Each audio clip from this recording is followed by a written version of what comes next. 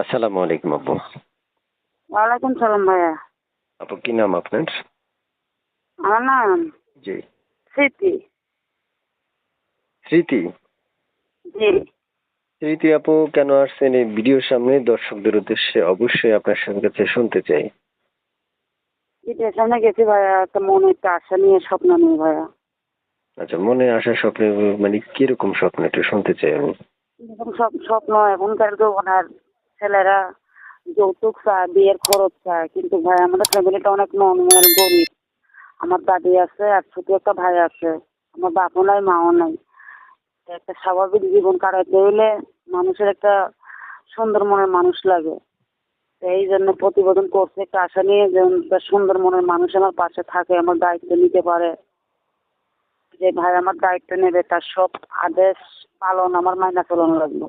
আচ্ছা, প্রিয় দর্শক আপনারা শুনতে পেরেছেন, আমি একজন আপুর সাথে কথা বলছি। চাইলে আপনারাও তার সাথে কথা বলতে পারবেন। এই জন্য অবশ্যই প্রয়োজন আপনার স্ক্রিনে দেওয়া নাম্বারে ফোন করলে উনি নিজেই আপনাদেরকে সকল তথ্য দিয়ে সহযোগিতা করবে। এই নাম্বারটা কার আপু? এই নাম্বারটা আমারই ভাইয়া। এই নাম্বারে ফোন করলে কি আপনাকে পাওয়া যাবে?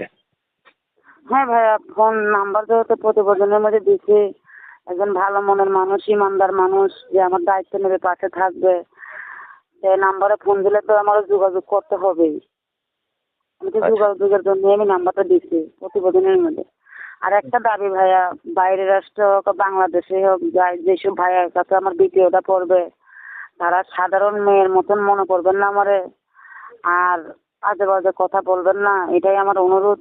আমার প্রতি যার মায়া দয়া লাগবে, আমার প্রতিবেদন দেখে যার ভালো লাগবে, যে আমার দায়িত্বটা নিতে পারবে, পাশে থাকতে পারবে, সেরকম একটা মানুষই আমি চাই, আজে বাজে কথা না বলে। আচ্ছা, প্রিয় দর্শক আপনারা শুনতে পেরেছেন। কি নাম বলেছিলেন আপু? আমার নাম স্মৃতি ভাই, আমার দেশের বাড়ি কুমিল্লা। আচ্ছা, প্রিয় দর্শক আমি এক এক করে অনেকগুলো তথ্য আপনাদের জন্য উপস্থাপন করলাম। যদি আপনাদের মনে হয় এখান থেকে একটুখানি তথ্য আপনার কাজে এসেছে, সেক্ষেত্রে অবশ্যই আপনি তাকে ফোন করতে পারেন এবং আমাদের চ্যানেলটা সাবস্ক্রাইব করতে পারেন, কথা বলতে পারেন তার সাথে। ভালো থাকেন আপু। আর কিছু বলবেন আপনি? জি না ভাইয়া, আপনিও ভালো থাকেন, সুস্থ থাকেন। কেমন সালাম বয়সী আলাইকুম। মনে মানুষ চাচ্ছেন আপনি?